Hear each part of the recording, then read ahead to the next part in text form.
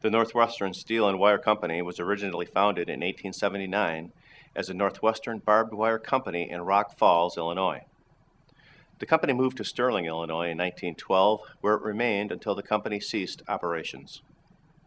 The name changed to the Northwestern Steel and Wire Company in 1938, 2 years after it began steel production. Production at the company rose during World War I as they took on a very large role in manufacturing steel products needed and used in the war. The company continued to grow in size for many years, with a number of employees at its height in 1980. At the time, it was the greatest employer in the state of Illinois, with 4,678 employees. The steel depression in the 1980s and high business competition in steel making began to take a toll on the company.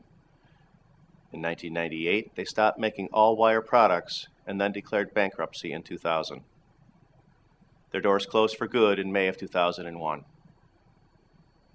The Northwestern Steel and Wire Company, like all other steel mills, made a large amount of their products with asbestos. The inhalation of asbestos dust is dangerous and known to cause a very deadly form of cancer known as mesothelioma. Asbestos can also cause other types of lung cancers and diseases to those that have been exposed to it. This means that the steel mill workers at this and other steel mill facilities are at high risk for asbestos-related disease.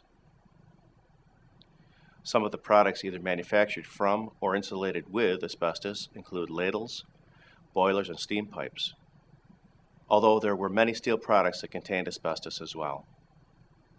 Welders, pourers, casters, and machinists are just some of the profession's steel workers exposed to asbestos. If you have worked at a steel mill, it is important you seek prompt medical advice as you are at high risk for disease. The Environmental Protection Agency found several issues with the Northwestern Steel and Wire Company in more recent years prior to its closing in 2001. One large violation found during inspection in February of 1999 concluded that they were not disposing of hazardous waste properly. The company was ordered to build a system to collect the dust and sludge made by steel and wire production to be disposed of in a hazardous waste landfill. The EPA estimated this would keep 10 tons of hazardous waste from being released into the environment.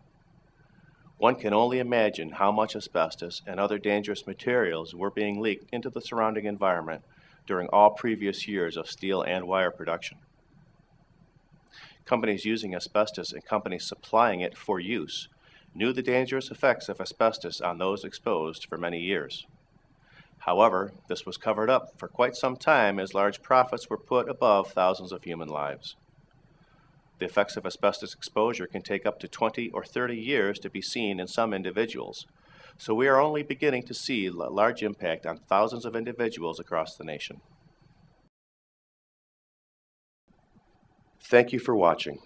This video was produced by Asbestos.Net, a leading resource on all aspects of asbestos and mesothelioma. Our priority is to inform victims about the devastating effects of asbestos exposure, mesothelioma, asbestos cancer, asbestosis, and other asbestos-related diseases, and to advise them with a wealth of information. Individuals whose lives have been touched by mesothelioma have numerous questions and concerns. Their caregivers and family members also need accurate, reliable information.